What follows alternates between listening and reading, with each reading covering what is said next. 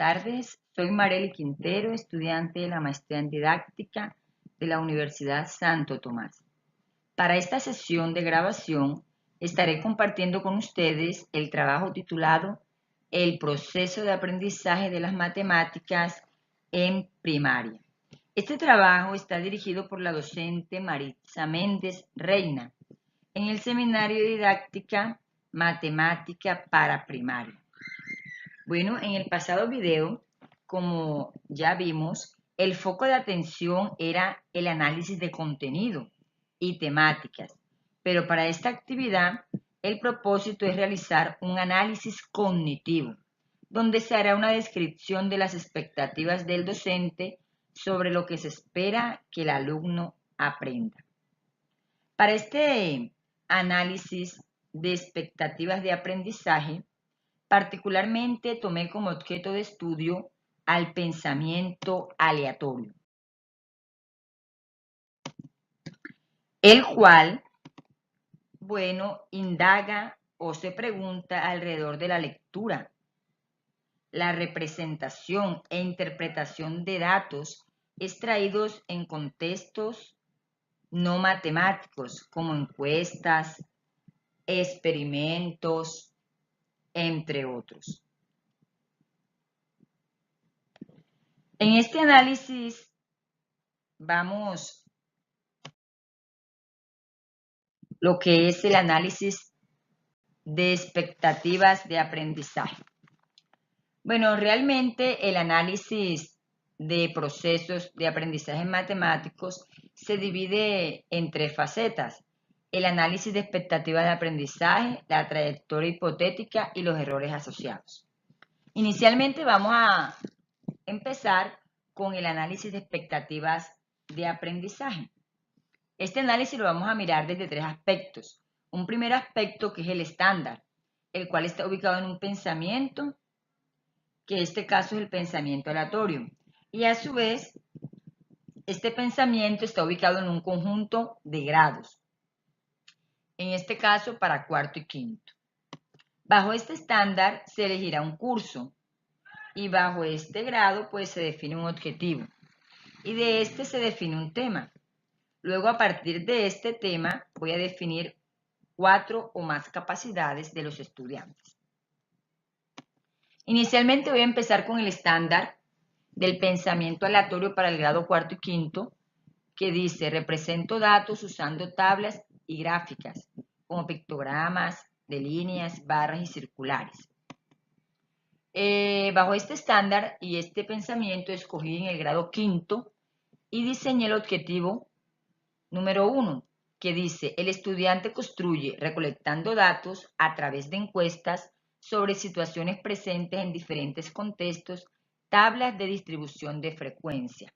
Para este objetivo escogí el tema tabulación de datos o tablas de frecuencia. ¿Qué capacidades debe generar el niño bajo este objetivo, el estudiante? Bueno, una primera capacidad es que él debe elaborar encuestas para obtener estos datos requeridos.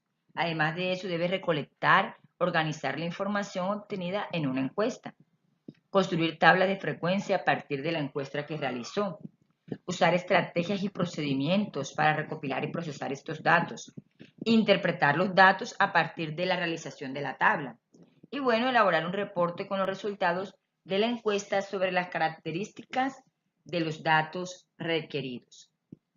Estas son las capacidades que yo asumo debe tener el niño de acuerdo a estos objetivos y a este estándar. Ahora vamos a mirar queda el análisis de las expectativas para el segundo objetivo, dado que escogí dos objetivos. El segundo objetivo, enfocado en el mismo estándar, el mismo pensamiento, dice: el estudiante interpreta la información obtenida en un estudio estadístico y la representa a través de un gráfico estadístico. El tema sería los gráficos estadísticos.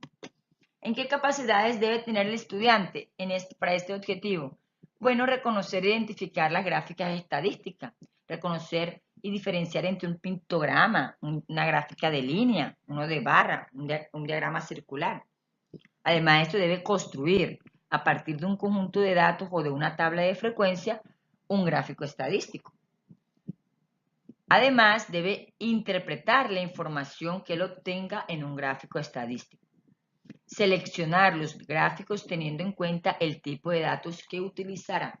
Es decir, depende del tipo de dato, él debe saber cuál es el gráfico más pertinente. También debe escribir informes sencillos donde compara la distribución de dos grupos de datos en un gráfico. Y bueno, resolver problemas a partir de la información presentada en una o diferentes formas de gráficos estadísticos. A partir de estas capacidades se genera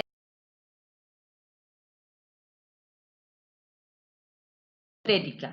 Bueno, ella consiste en organizar estas capacidades desde la más básica hasta la más compleja o superior.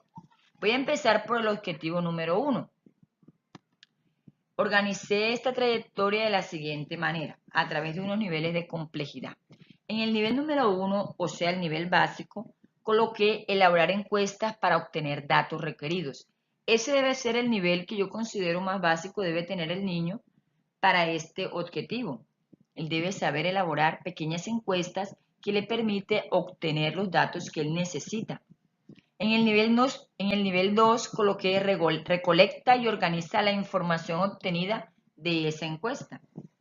En el nivel 3, que lo llamé nivel medio, él construye tablas de frecuencias a partir de la encuesta realizada o de la encuesta dada. En el nivel alto, que es el nivel 4, el alumno debe estar en capacidad de interpretar estos datos a partir de la realización de la tabla. En el nivel 5, que ya para mí es un nivel superior, él debe usar diversas estrategias y procedimientos para recopilar y procesar datos. Y en el nivel 6, que también considero superior, bueno, él ya elaborará un reporte con los resultados de las encuestas sobre las características de los datos requeridos. Veamos la trayectoria hipotética de aprendizaje para el objetivo 2, que es referido a las gráficas estadísticas. El primer nivel de complejidad, que fue el básico, bueno, es donde el estudiante debe reconocer e identificar las diferentes gráficas estadísticas, distinguir entre un pictograma, una gráfica de línea, un diagrama de barra y un circular. Por lo menos reconocerlos e identificarlos cada uno de ellos. En un nivel 2 o nivel medio, coloqué estas dos capacidades. Debe estar en capacidad de construir a partir de un conjunto de datos o tabla de frecuencias un gráfico estadístico. Pero a la vez, al construirlo, debe identificando esos datos. Por lo tanto, debe tener la habilidad para seleccionar ese gráfico teniendo en cuenta el tipo de dato. En el nivel 3, que es el alto, coloqué interpreta la información obtenida en un gráfico estadístico. Aquí ya de manera argumentativa y de manera escrita, pues debe saber interpretar la información que se encuentra en ese gráfico. En el nivel 4, que para mí es un nivel superior, ya él tiene que tener la capacidad de escribir pequeños informes sencillos, ¿verdad? Donde compara la distribución de dos grupos de datos en un gráfico.